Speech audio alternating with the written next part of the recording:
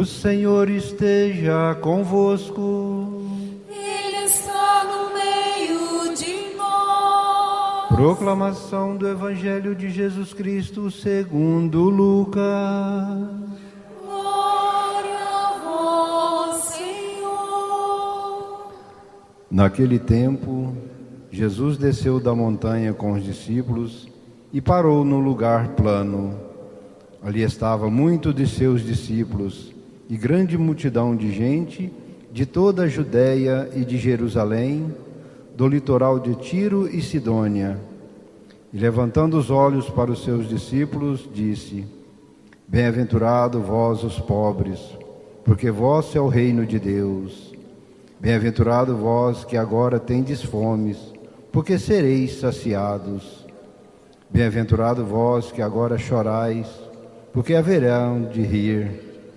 Bem-aventurados sereis quando os homens vos odiarem, vos expulsarem, vos insultarem e amaldiçoarem o vosso nome por causa do Filho do Homem. Alegrai-vos neste dia e exultai, pois será grande a vossa recompensa no céu, porque era assim que os antepassados deles tratavam os profetas. Mas ai de vós, ricos, porque já tendes vossa consolação. Ai de vós que agora tendes fartura, porque passareis fome. Ai de vós que agora rides, porque tereis luto e lágrimas. Ai de vós, quando todos vos elogiam, era assim que os antepassados deles tratavam os falsos profetas. Palavra da salvação. Glória a vós, Senhor. É feliz quem a Deus se confia. Caríssimos irmãos e irmãs, celebramos hoje a liturgia do 6º domingo do tempo comum. Avançamos um pouco mais na escuta do Evangelho segundo Lucas. Se nós tomarmos o trecho do início do capítulo 6, que antecede esse trecho que nós acabamos de ouvir, encontraremos o relato que Jesus sobe a montanha para rezar ao Pai e assim discernir com o Pai, desejando cada vez mais fazer a sua vontade para escolher o grupo dos 12 apóstolos. No Evangelho do domingo passado, já meditávamos o chamado de Pedro, mas esse grupo se amplia e forma a primeira comunidade chamada comunidade apostólica, a comunidade dos 12 apóstolos. Depois de estar sobre a montanha, Jesus desce e vai agora ao encontro da multidão. No Evangelho de Lucas, este capítulo 6 é chamado o discurso da planície. Nós vamos ver isto hoje e no próximo domingo, porque o Evangelho de domingo que vem é em decorrência do Evangelho que hoje nós estamos escutando. E logo após descer da montanha, Jesus vai estar diante de uma grande multidão, mas já tendo escolhido os 12, Jesus, diante da multidão, ensina este primeiro grupo. E qual vai ser o conteúdo primeiro do seu ensinamento no Evangelho segundo Lucas? As bem-aventuranças. Nós temos o hábito de, quando vamos ler as bem-aventuranças, tomarmos o texto do evangelista Mateus, porque ele traz as bem-aventuranças mais detalhadas. Lucas nos apresenta 4 bem-aventuranças, Mateus nos apresenta 8 bem-aventuranças. Mas agora é necessário nós entendermos por que as bem-aventuranças de Lucas, elas são mais reduzidas do que a de Mateus. Lucas vai escrever para a comunidade de origem grega. E avaliando, ele foi percebendo que aquela comunidade precisava, para sua prática, destas 4 bem-aventuranças que nós vamos meditar agora. E eu sempre gosto de dizer a vocês, como o Evangelho é uma palavra de vida, ele também tem algo a nos ensinar. E aí cada qual deve se perguntar, o que hoje as bem-aventuranças têm a me ensinar? Vamos voltar ao texto? Tome aí os versículos, nós vamos do 17, depois do versículo 20, que é a continuação, porque aí salta o 18 e o 19, até o 22, a primeira parte do Evangelho. Encontraram? Vamos ler juntos?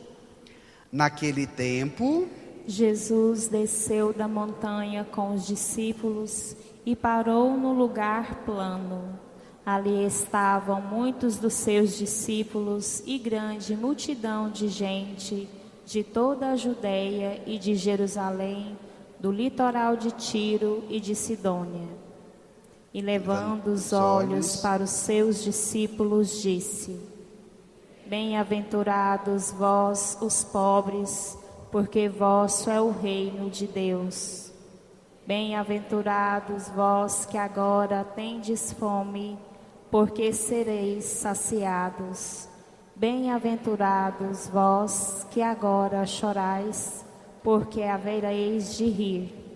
Bem-aventurados sereis quando os homens vos odiarem, vos expulsarem, vos insultarem e amaldiçoarem o vosso nome por causa do Filho do Homem. Paremos aqui. 4 bem-aventuranças que nos falam de necessidades. Perceberam isso? Primeira bem-aventurança, os pobres.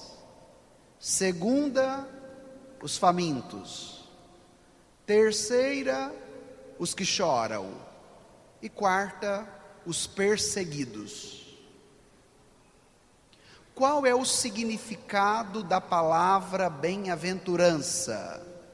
Significa felizes. O caminho que Jesus propõe para os seus discípulos, que vai formar a sua identidade, tem como ápice a felicidade. E é muito importante nós voltarmos para este conteúdo de um Deus que é amigo da felicidade.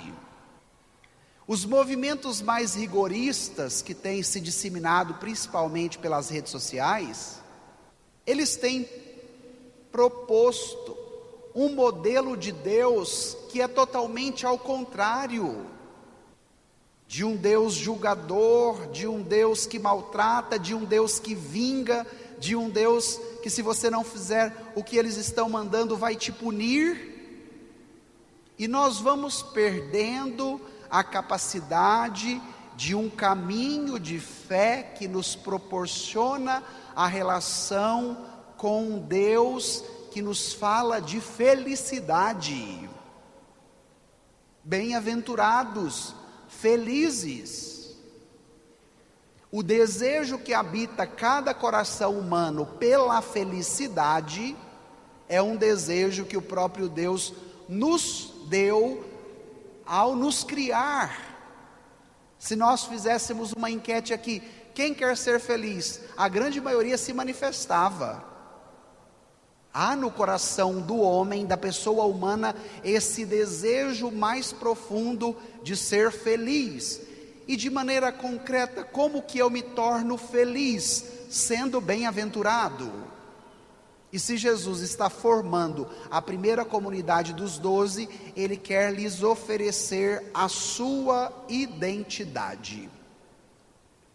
Mas para que nós falemos da felicidade, é necessário olharmos para duas situações.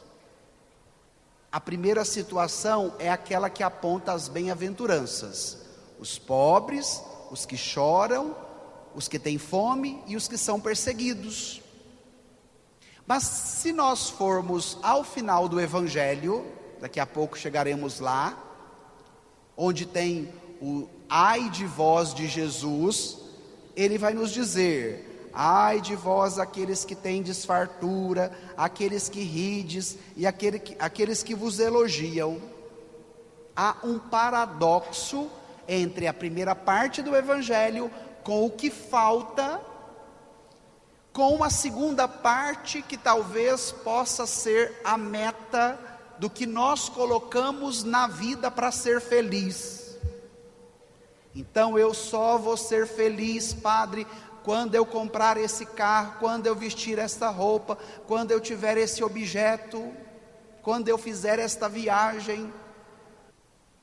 Há uma carência por um lado, mas por um outro lado há um ideal que talvez eu defina para suprir esta carência e que eu coloque como meta de felicidade. E aí nós temos um risco ao transitarmos nestes dois polos. E o Evangelho agora vem nos iluminar nesta perspectiva. Se vocês voltarem ao conteúdo bíblico, as bem-aventuranças, elas são formas clássicas da tradição bíblica e judaica, quer para exprimir o anúncio profético de uma alegria futura dos fins dos tempos, quer para exprimir ação de graças por uma alegria presente concedida por Deus. E qual é a finalidade de escutarmos o texto das bem-aventuranças neste sexto domingo do tempo comum? Em primeiro lugar, alimentar o desejo que há no nosso coração da felicidade, mas ao mesmo tempo permitir com que o trajeto que façamos para alcançar esta felicidade possa nos dar a graça de alcançá-la plenamente, e não apenas um anestésico que me sacia por um momento, que eu considero como felicidade, mas depois o efeito deste anestésico passa e eu percebo, parece que a felicidade só foi naquele momento. E eu quero provocá-los a esse contexto, porque ele é muito latente, ele é muito atual.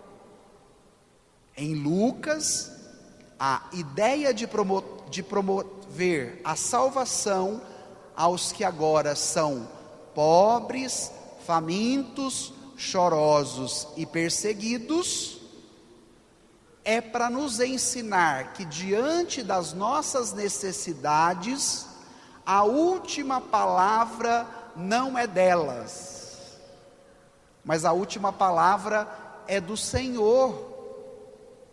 Então, mesmo quando eu enfrento a carestia, a fome, o choro e a perseguição, estes acontecimentos não me roubarão a alegria interior, porque crendo na palavra de Jesus, por meio das suas bem-aventuranças, eu entendo que estas realidades não terão a última palavra. E nesse ponto, você deve se abrir à força das bem-aventuranças. Porque de repente, quando você passa por um motivo que te leva a chorar, quando você passa por uma carestia, por uma necessidade, quando você enfrenta algum tipo de perseguição, a nossa tendência é de achar que aquela realidade difícil não vai ter fim mais, vai acabar com a minha vida, não vai me dar possibilidade de superação. E Jesus quer te convidar, ao passar pela pobreza, pela fome, pelo choro e pela perseguição, não desanime, porque a última palavra não será destas realidades, mas será do Senhor. Porque bem-aventurados os pobres, porque neles há uma justiça de Deus, eles herdarão o reino dos céus. Bem-aventurados são aqueles que tendes fome, porque o Senhor vai saciá-los. Bem-aventurados os que choram, porque havereis de rir. E bem-aventurados os perseguidos, porque será grande a vossa recompensa nos céus. Esse é o primeiro conteúdo do Evangelho, que deve nos abrir para uma realidade de necessidade. Todos nós temos necessidades. Iniciemos pelas necessidades biológicas. Precisamos de água, precisamos de alimentação, precisamos de moradia. E aí poderíamos citar vários outros exemplos das necessidades básicas que, como seres humanos, nós precisamos. Se somos seres necessitados, isso significa que também somos seres incompletos. E necessitamos de uma abertura à transcendência do Senhor, para que nele nós alcancemos a plenitude. Qual a finalidade das bem-aventuranças? Te ajudar a olhar para as suas necessidades. Por isso, os pobres, os que têm fome, os que choram, os que são perseguidos. E contemplando estas necessidades, se abrir a graça do Senhor, que quer te fazer, inclusive nestas necessidades, bem-aventurados, recebendo do Senhor o que te falta. Mas agora vem uma situação bem delicada, porque nós temos muita dificuldade de reconhecer as nossas necessidades. Vocês já observaram isso? Que nós temos essa dificuldade? Vamos dar um exemplo concreto? De repente a gente fica doente e não quer contar para ninguém que está doente. Às vezes não está tendo força nem para levantar, mas não quer contar que está passando mal. O que isso significa? Dificuldade de lidar com as nossas necessidades. Esse é um exemplo claro, que de certo modo todos nós já passamos, seja consigo próprio ou seja com alguém da sua família. E o Evangelho agora te abre um novo horizonte, te dizendo, diante da sua necessidade, não seja apenas capaz de reconhecê-la, mas permita com que a sua necessidade te possibilite uma relação tão íntima e tão profunda com Jesus, onde, no meio da fome, da perseguição, do choro e da pobreza, o Senhor possa te saciar, possibilitando assim o caminho das bem-aventuranças, da felicidade. Ao chorar, chore sendo bem-aventurado. Ao ser perseguido, passe por esta realidade sendo bem-aventurado. Ao ter que enfrentar a carestia, passe por ela sendo bem-aventurado. E nesta perspectiva evangélica, há um ensinamento muito concreto. Somos seres necessitados. Somos seres incompletos. E precisamos abrir o coração para a força da palavra, que hoje quer nos oferecer um caminho de plenitude, que nós também ansiamos, desejamos, por isso que a meta é a felicidade. Vamos agora à segunda parte do texto, o ai de vós. Tome os versículos 24 a 26, leiamos juntos. Mas, ai de vós, ricos, porque já tendes vossa consolação. ai de vós, Que agora tendes fartura, porque passareis fome. Ai de vós, que agora rides, porque tereis luto e lágrimas. ai de vós, quando todos vos elogiam. Era assim que os antepassados deles tratavam os falsos profetas. no texto mais próximo ao original, que é o texto grego, o termo que melhor define é infelizes. A nossa tradução coloca ai de vós. Outras traduções colocam infeliz. Por que fazer esse caminho de compreensão do texto? Porque existe um paradoxo. Vocês perceberam esse paradoxo?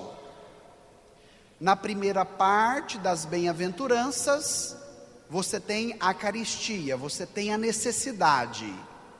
E diante da necessidade, você tem a possibilidade do que o Senhor te oferece, te fazendo bem-aventurado. Por que é paradoxo? Porque a segunda parte é o contrário. Os que têm ficarão sem. Na primeira parte, os que não têm terão. E na segunda parte, os que têm não terão, ficarão sem.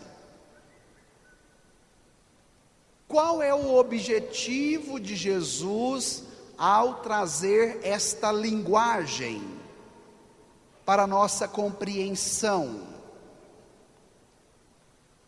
Que é necessário nós termos uma sensibilidade, que o anseio mais profundo que habita o nosso coração pela felicidade não serão encontrados nas coisas materiais.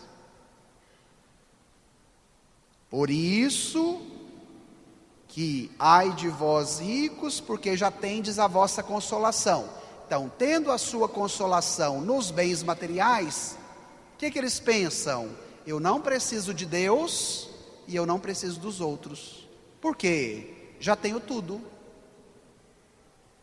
E ao se consolidar neste tipo de pensamento, que já tem tudo, que não precisa de Deus, que não precisa dos outros, e que já alcançou um status mais alto, o que acontece?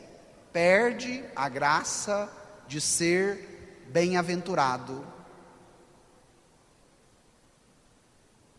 E hoje nós podemos encontrar esse grande desafio na classe média alta, de pessoas que de repente alcançaram um know-how econômico, social, de alto patamar, mas de repente quando eles vão falar como está a sua família, como está a sua relação interna, como estão os seus sentimentos, os seus pensamentos, pode ser que ali exista uma pobreza, que o dinheiro não tem o poder de pagar e que os bens materiais não têm o poder de suprir.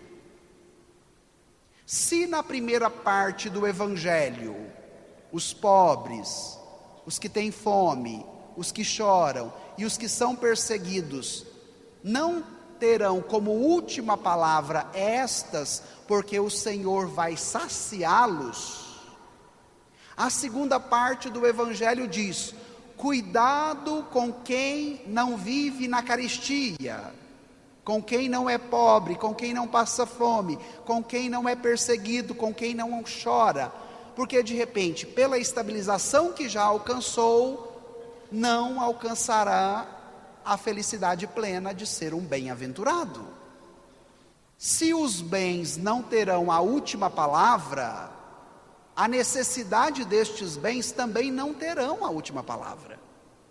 O texto está pedagogicamente dividido em duas partes para nos exemplificar isso, que nem será a caristia que terá a última palavra, mas também não será as nossas confianças nos bens materiais deste mundo. Mas a confiança do cristão está em quem? No seu Senhor. E agora vem a pergunta decisiva deste domingo: em quem você coloca a sua confiança? Em você? Nos seus bens? Nas coisas que estão à sua volta? Nas pessoas que convivem com você?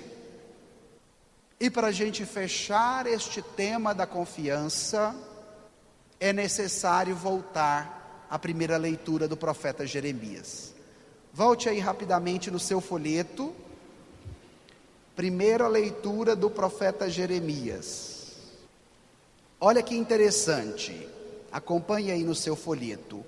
Maldito o homem que confia no Senhor e faz consistir sua força na carne humana, enquanto seu coração se afasta do Senhor, como os cardos no deserto, ele não vê chegar a floração, prefere vegetar na secura do ermo, em região salobra e desabitada.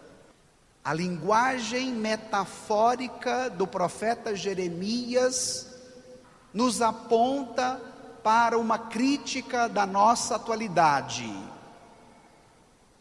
Não queremos colocar a nossa confiança em Deus. Queremos colocar a nossa confiança em nós, nas coisas, nas pessoas, nas habilidades, nos projetos empreitados. E talvez, vivendo desta forma, não vê chegar a floração, não flore o cultivo desse jardim que está te pedindo muito suor. De repente, vive como se fosse um deserto, uma região salobra e desabitada. Volto à pergunta: em quem você coloca a sua confiança? E a primeira leitura traz também o outro paradoxo. Se a primeira parte é de quem não confia no Senhor, e qual o resultado desta não confiança, a segunda parte vai falar do que confia.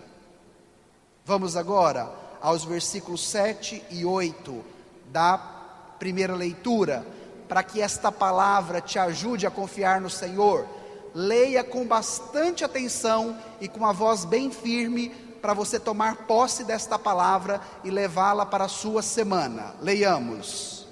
Bendito o homem que confia no Senhor, cuja esperança é o Senhor.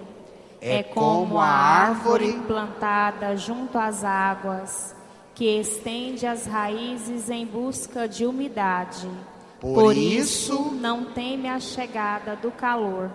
Sua folhagem mantém-se verde, não sofre míngua em tempo de seca e nunca deixa de dar frutos. Você quer dar frutos? Põe a sua confiança no Senhor. Toma posse desta palavra.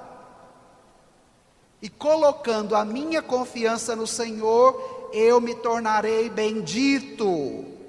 Eu me tornarei feliz, eu me tornarei bem-aventurado, e mesmo em meio à secura, eu não deixarei de produzir frutos, porque esta é a minha confiança. Volto a dizer o que disse agora há pouco no Evangelho: não vai ser a caristia que terá a última palavra diante da necessidade, mas também não serão os bens nos quais eu coloco a minha confiança que terão a última palavra, mas a última palavra é sempre do Senhor. E nesse sentido, entender o paradoxo do Evangelho. Vamos pedir isso no final desta homilia, para que nós sejamos bem-aventurados? Você pode colocar agora o seu folheto de lado, sente-se de uma maneira mais confortável aí no banco. Se te ajuda a rezar por um instante, feche os seus olhos, incline a sua cabeça e se pergunte: em quem eu coloco a minha confiança? Visite agora os desejos mais profundos que te habitam de felicidade e vai dizendo para o Senhor: eu quero ser bem-aventurado, eu quero ser feliz, eu quero, Senhor, diante das minhas carestia, das minhas necessidades, ou até mesmo às vezes diante daquilo que eu tenho com abundância, colocar hoje a minha confiança em Ti, Jesus, para que ao fazer esse exercício eu me torne bem-aventurado. Bem-aventurados pobres, porque herdarão o reino dos céus. Bem-aventurados vós que agora tendes fome, porque sereis saciados.